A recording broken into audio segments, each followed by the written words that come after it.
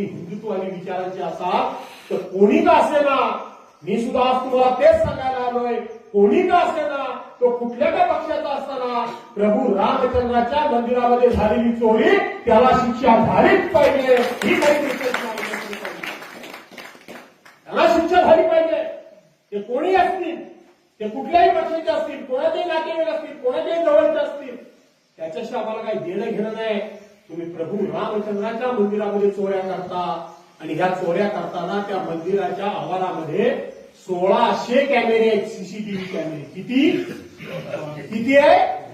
1600 CCTV कॅमेरे आहेत. त्या कॅमेऱ्यामध्ये एकही चोर दिसत नाही, एकही चोर तुम्हाला दिसत नाही.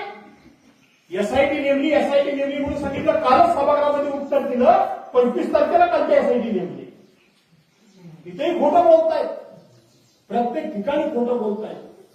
आणि वरती निर्लज्जासारखे काय सांगतात की आज या ठिकाणी हिंदू धर्माला तुम्ही कुणीतरी बदनाम करू नका. कोण करते बदनाम? बदनाम करतंय कोण?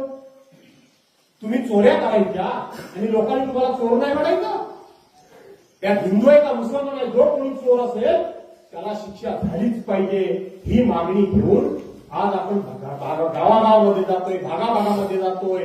आणि उद्धव साहेबांचा तो आदेश आहे की शेवटी त्यावेळेला हिंदू हृदय सम्राट शिवसेना प्रमुख माननीय बाळासाहेब ठाकरेंच्या मुळे सगळ्यात जास्त आक्रमकपणे आणि जीवावर उद्धार होऊन जर रस्त्यावर हिंदू उतरला असेल तर तो बाळासाहेबांच्यामुळे उतरला, हे लक्षात ठेवा. याने कधीच प्रकार भूमिका घेतली नाही. ह्या फैयाज शिरळकर त्यावेळेला सुद्धा बाबरी मशिदीचं पतन झाल्यानंतर हे पळाले.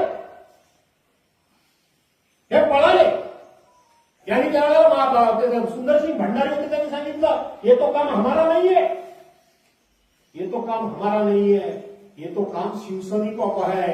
त्यावेळेला या जगामध्ये या देशामध्ये एकच मर्द उठून उभा राहिला आणि त्यांनी सांगितलं की होय, हे जर माझ्या शिवसैनिकांनी काम केलं असेल तर त्याचे मला आनंद आहे, मला त्याचा अभिमान आहे. इतक्या ताटपणे कणखरपणे बोलणारा नेता उभा राहिला म्हणून समस्त हिंदू समाज एकवटला. आज दुर्दैवाने बाळासाहेब हयात नाही, पण मला कौतुक वाटतं उद्धव बाळासाहेब ठाकरे यांचं. आज त्यांचे सगळे खासदार चोरीस गेले, आमदार चोरीस गेले का नाही गेले? पक्ष चोरीस गेला, निशाणी चोरीस गेली.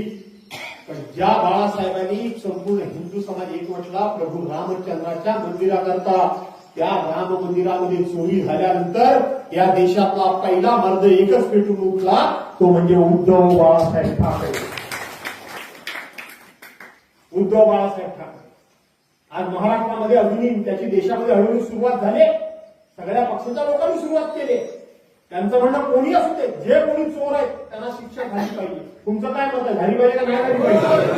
कोणी असू दे, तो कोणाचा आहे, कुठल्या पक्षाचा आहे, कुठल्या जातीचा आहे, कुठल्या धर्माचा आहे, याच्याशी देणं घेणं काही नाही. तुम्ही सगळ्या चोऱ्या करायला लागला. आज तुमची एवढी हिंमत झाली की प्रभू रामचंद्राच्या मंदिरामध्ये लोकांनी दिलेल्या देणग्या तुम्ही चोरताय. दिलेल्या जमिनी, आजूबाजूच्या जमिनी 2 रुपयाला 2-2 कोटीला घेतल्या आणि अर्ध्या तासाच्या आतमध्ये 18-20 कोटी रुपयाला दिल्या रामालाच. यांची समजा जमीन आहे, आता त्या रवीची जमीन आहे, आता आलाय नवीन जमीन तुझी तिकडे आहे काय? तुझ्या मित्राची असली तर काय मला माहित नाही. आणि म्हणून निगंबत तो रवी म्हणजे आपलाच आहे. आणि म्हणून रवीची समजा जमीन आहे, श्रीभाऊनी घेतली, मी घेतली समजा, किंवा आमच्या रघुनाथ चाळकेनी घेतली, ती 2 कोटीला घेतली. आणि तीच जमीन ताबडतोब प्रभू रामचंद्राच्या अयोध्येच्या मंदिराच्या न्यासाला विकली 18 कोटीला अर्ध्या तासात. 18 कोटीला. म्हणजे त्या रजिस्ट्रारच्या समोर बसून एकदा हे अर्धा खरेदी कर, अर्ध्या तासामध्ये हे खरेदी कर. असे अनेक लूटमारीचे धंदे झाले. लोक पैसा रामा करता लोकांनी लयलूट केली. पण लोकांना आता प्रचंड दुःख झालेलं आहे. 15 दिवसामध्ये ही बातमी बाहेर आल्यानंतर लोकांनी आता तिकडे देणगे द्यायचं कमी केलंय. म्हणजे लोकांचा विश्वास उठता कामा नये. आणि जर यांना शिक्षा झाली नाही तर लोकांचा विश्वास उडाल्याशिवाय राहणार नाही, तो उडता कामा.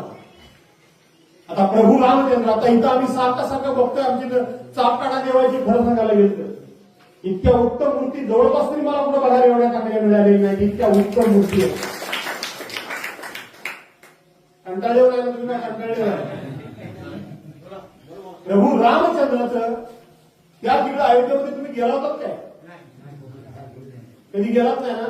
जाऊया आपण श्री मोबाईल घेऊन जाऊया, काय हरकत नाही.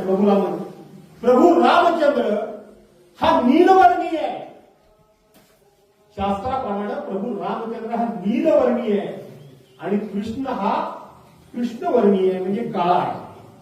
प्रभू रामचंद्र हा नीलवर्णीय, सालस, नम्र, शांत, आई वडिलांच्या समोर आदर्श मुलगा कसा असावा अशा पद्धतीचं प्रभू रामचंद्राचं उदाहरण दिलं जातं. असे प्रभू रामचंद्र यांनी कसले बसवले बघितले ते?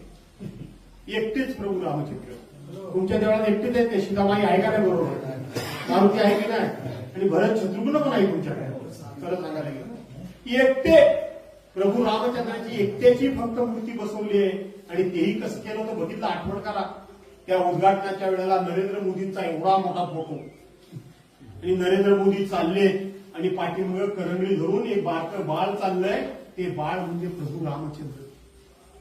म्हणजे प्रभू रामचंद्रापेक्षाही आम्ही मोठे झालो का? डोक्यामध्ये किती हवा द्यावी, किती अहंकार वाढावा, किती गर्व करावा, किती गर्व करावा.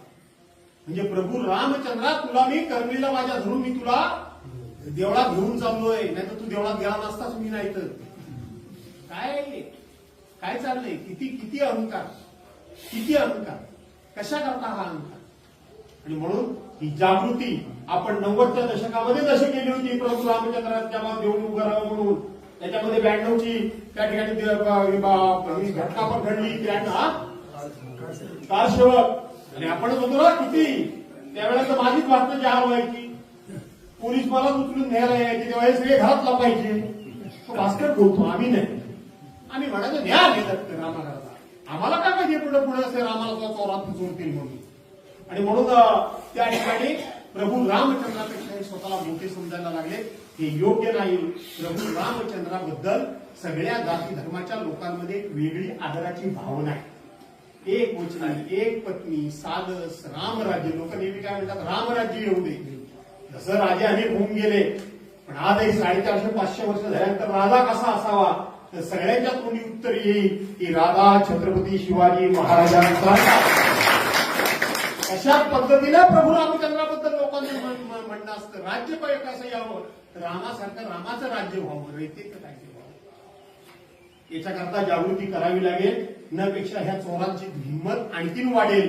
हे चोर शेवटी अशाच पद्धतीनं पुढे काय ना काय वेगळं सांगत जातील. आता नवीन मोर्चे काढलेले आहेत हिंदू खतरे में जनजागृती.